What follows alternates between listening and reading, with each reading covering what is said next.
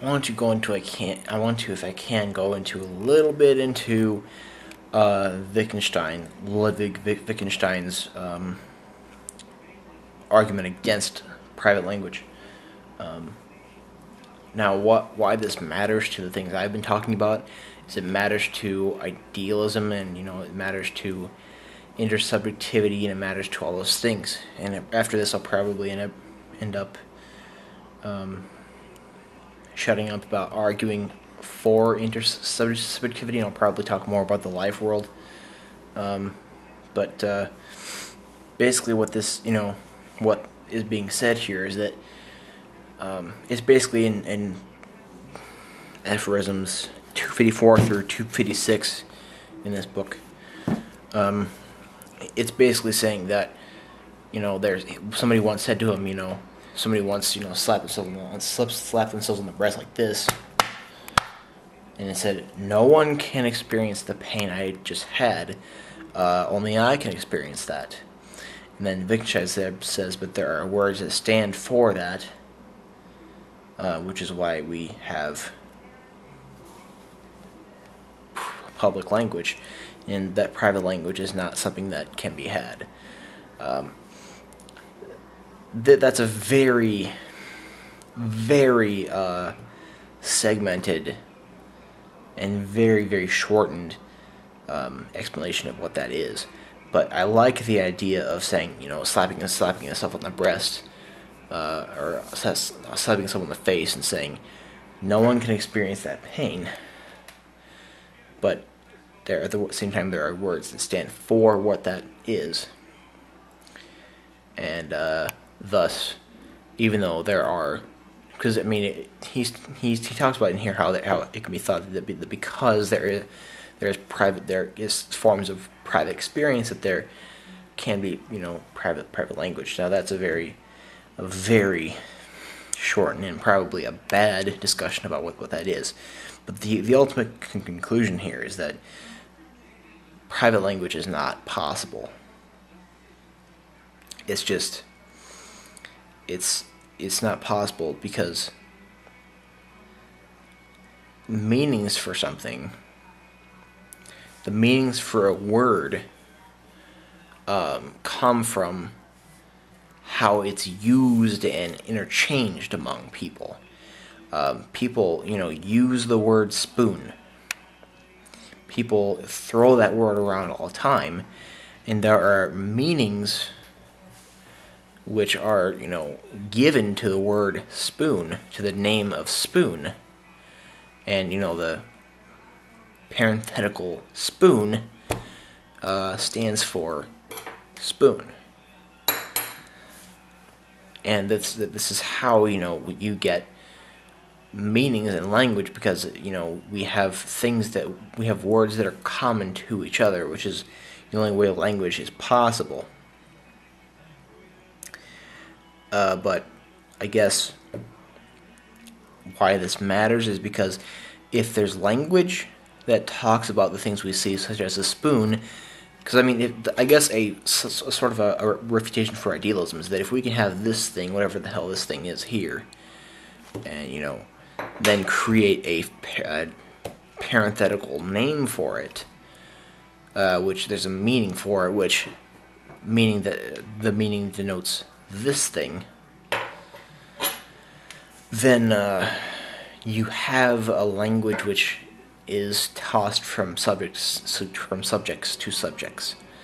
And I totally agree with Wittgenstein that private language is not, it's sort of an oxymoron. It's not possible because it's not something that can be had. But what I want to just relate this to is, if we can have sort of, and I kind of want to relate this to qualia too, but if we have language which can create names for this sort of thing, that means that there's, at least to some degree, there's some agreement about what this is, to the extent that we can derive meanings for words which denotes this. And that might just be a great refutation of idealism. But I disagree. My thoughts is that you can have intersubjectivity, which in itself is a different kind of objectivity, but just because a language which includes meanings and names and sentences and all those things and connectives and all that stuff, just because you can have languages, multiple languages and all that stuff, only means that there's a mere basis of commonality in what we're seeing. If there was no commonality, if there was so much qualia just to overcome all this, then we would not be able to relate. Two people would not be able to look at this and say, I know what this is. This is used for eating cereal. Another person would not understand that if there was too much qualia, which just was a thing for consciousness and not for the object. That there is enough sort of thing there that we can create languages and meanings and connectives and all that stuff, to talk about these things. But what this does not rule out is the fact that we still have differences in what we see. From subject to subject, we might say yes spoon, yes pen. We might say that, but how is that supposed to say that we are seeing the exact same phenomena? How is that to say, just because there's meanings in language, that we're looking at the same phenomena? It can't say that. There's some commonality, maybe a tiny bit, maybe more than I ever thought. But there's enough commonality in what we're seeing, where there's a intersubjective agreement to where we can create language to communicate about these things. And that means that there's some sort of commonality, which is why I like to move towards phenomenology, because in this book here, Eben Husserl talks about the life world, which is a great thing to discuss, which I think is very different from idealism, but it's great. I love it. But I guess what I'm trying to say here is that just because there's the Wittgenstein private language argument, this does not mean that everything. This is not a proof of objectivism in realism. It's not,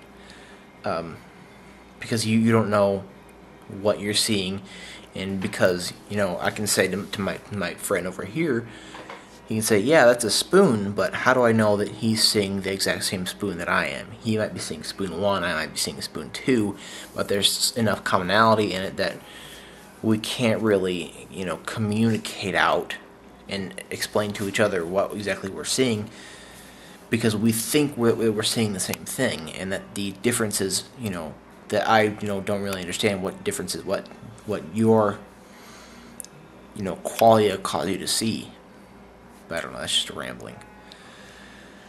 I'm rambling again, so I don't know. I'm gonna try and do some discussions on this and on this